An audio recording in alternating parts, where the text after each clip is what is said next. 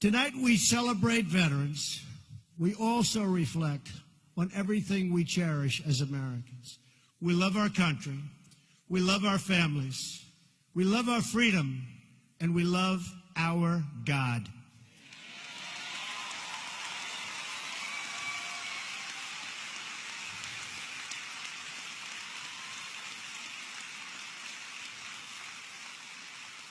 Since the signing of the Declaration of Independence 241 years ago, America always affirmed that liberty comes from our Creator. Our rights are given to us by God, and no earthly force can ever take those rights away.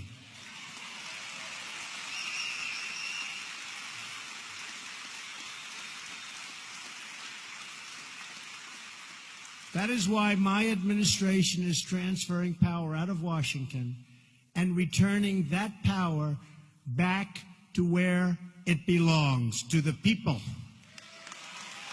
To the people.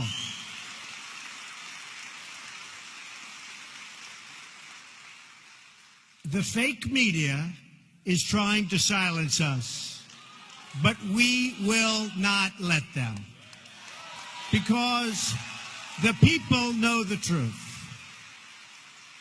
The fake media tried to stop us from going to the White House, but I'm president and they're not.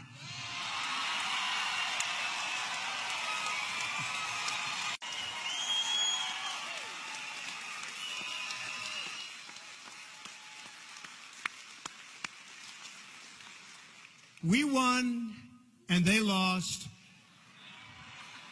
The fact is, the press has destroyed themselves because they went too far. Instead of being subtle and smart, they used a hatchet. And the people saw it right from the beginning.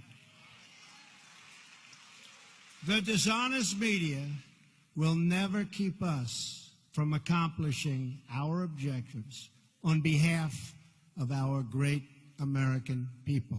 Will never happen.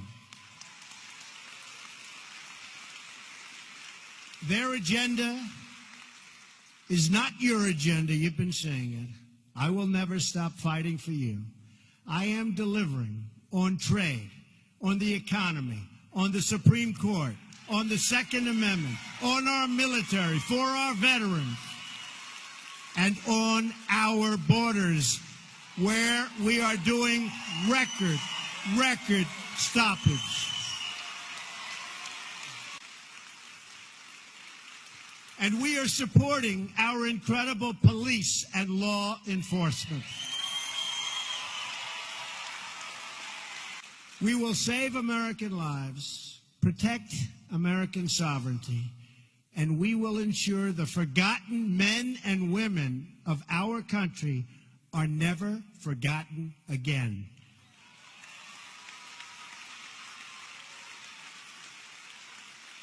For too long, politicians have tried, oh, have they tried, to centralize authority among the hands of a small few in our nation's capital. I see them all the time. Bureaucrats think they can run over your lives, overrule your values, meddle in your faith, and tell you how to live, what to say, and where to pray.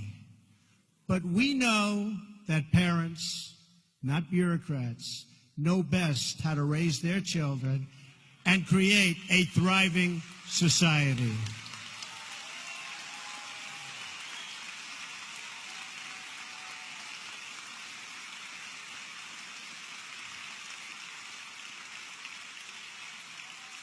And we know that families and churches, not government officials, know best how to create a strong and loving community.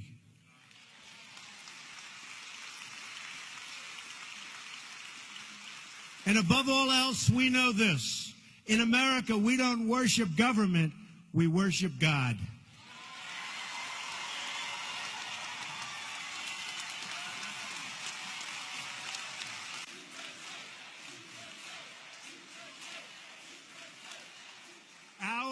religious liberty is enshrined in the very First Amendment in the Bill of Rights. The American founders invoked our Creator 4 times in the Declaration of Independence. Benjamin Franklin reminded his colleagues at the Constitutional Convention to begin by bowing their heads in prayer. I remind you that we're going to start saying Merry Christmas again.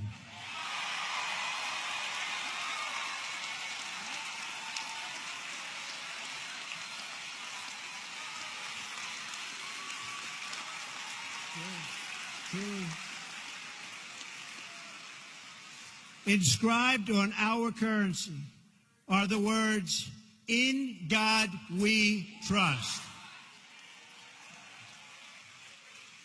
But not only has God bestowed on us the gift of freedom, He's also given us the gift of heroes willing to give their lives to defend that freedom you just stood.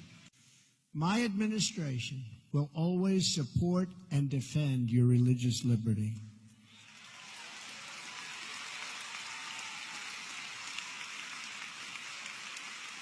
We don't want to see God forced out of the public square, driven out of our schools, or pushed out of our civic life. We want to see prayers before football games if they want to give prayers. We want all children to have the opportunity to know the blessings of God. We will not allow the government to censor sermons, to restrict the free speech of our pastors and our preachers and the people that we most respect. Like Robert.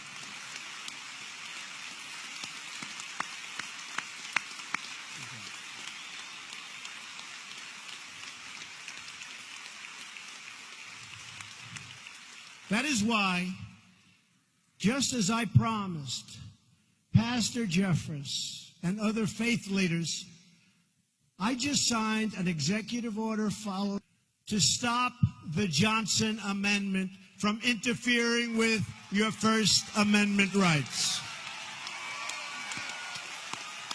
As long as I am president, no one is going to stop you from practicing your faith or from preaching what is in your heart. We want to hear him. One of the most grave and dire threats to religious freedom in the world today is the threat of terrorism. And specifically, it just seems it's called radical Islamic terrorism. And we cannot allow this terrorism and extremism to spread in our country or to find sanctuary on our shores or in our cities.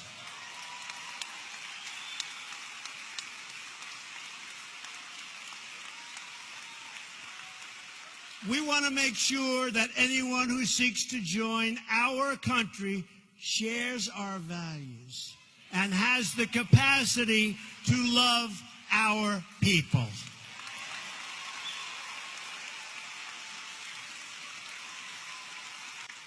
Together, we will protect our families, our nations, and our borders. And yes, by the way, for those that are curious, we will build the wall, okay? Because we understand that a country is more than just its geography. A nation is the sum of its citizens, their hopes, their dreams, their aspirations. America is a land rich with history, traditions, and values. And as we have seen tonight, what a group this is tonight, America is also a land rich with heroes.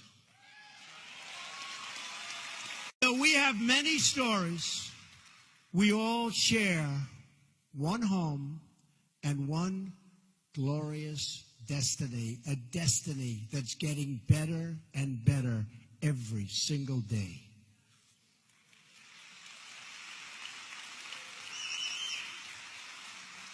And whether we are black or brown or white, and you've heard me say this before, we all bleed the same red blood.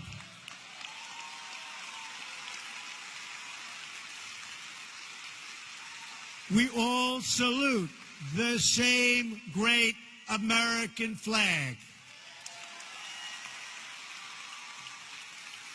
And we are all made by the same Almighty God.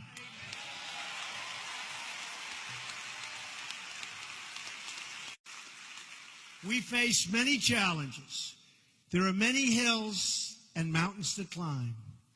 But with the strength and courage of the patriots assembled in this room tonight, we will and you see it all the time, and we're doing it all the time, because we're scaling those summits, and we will get the job done.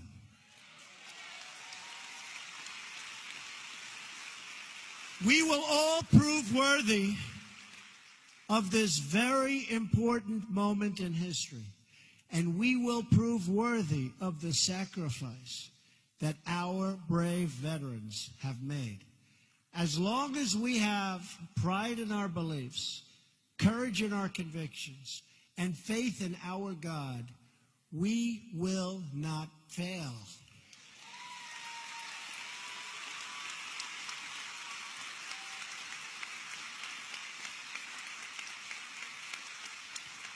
As long as our country remains true to its values, loyal to its heroes, and devoted to its creator, then our best days are yet to come, because we will make America great again. Have a wonderful Independence Day. God bless you. God bless our nation's veterans. God bless the United States of America. Thank you very much. Thank you.